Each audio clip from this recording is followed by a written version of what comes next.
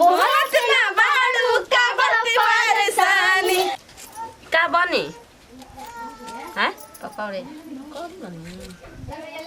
पानी से बना दी पियाजिया सड़ता ना हाँ हो जते काचे कोड़ा न गई ले जेबू पियाज बक ना ए छोटकी छोटकी ए मैवा पानी ना मांगते कब के सुनाते नहीं के बैठ रहे जी यहाँ देर ले का कहत रही कब से कहत रही ना कि एगो हमारा गाना याद चले सारा डांस कर लेते चले तो हम दहेजिया का चले तो अब का करती है मछली घर में होई हन चको ह ठीक नु ठीक बा तू मगर रंगीली है भाई कहे हो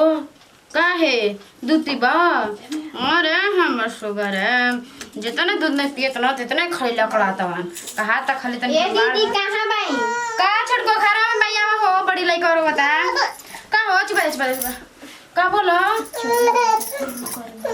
कौन का हो दादा का डांस करे के बड़ी मन करता है एगो नया गाना याद कर ले ओ दादा को बोले लगा तो जी वो बुढ़न के कल प्याज काटत है ओए दादा बड़ी ना डर लगे देखते मर लई करो बता बबर होता तब का कैसे ना चल का हो बेटा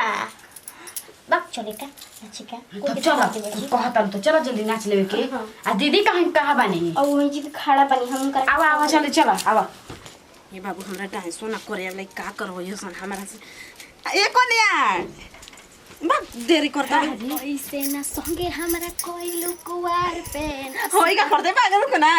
हमरा क्वेश्चन त लाग गाओ ऐसे ना संगे हमरा कोइलू कुवार में ना टकराई के सुतावलू दुआर पे प्रेमावा के नैया ना चढ़े देलू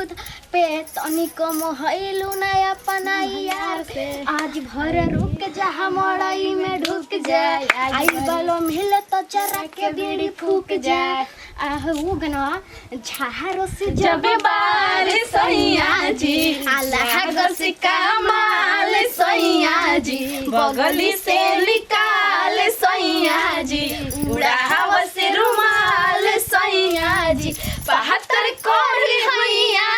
डोले है नदिया के बीच जैसे नैया डोले अब सही मोर सैया डोले है नदिया के पीछे जैसे नैया डोले अब सही मोर सैया डोले है अरे 24 घंटा घूंघट में अम्मा जी हम रहब ना नया जुग के कन्या है इतना सास सोहब ना ससुर भसुर के आगे पर्दा में हम लुकाइब काहे खाई अपना मर्दा के कमाई ला जाई काहे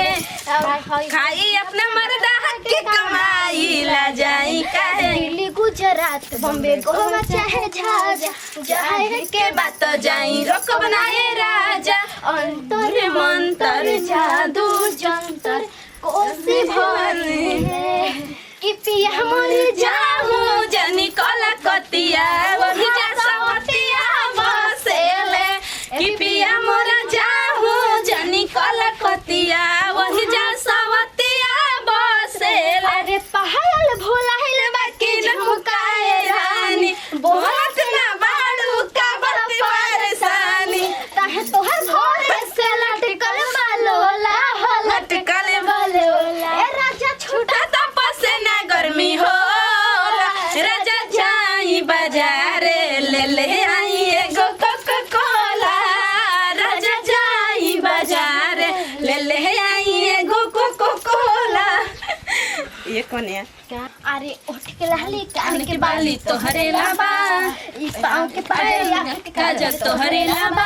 अरे जानू जानू कही के दिलवा भइल बाहे कानू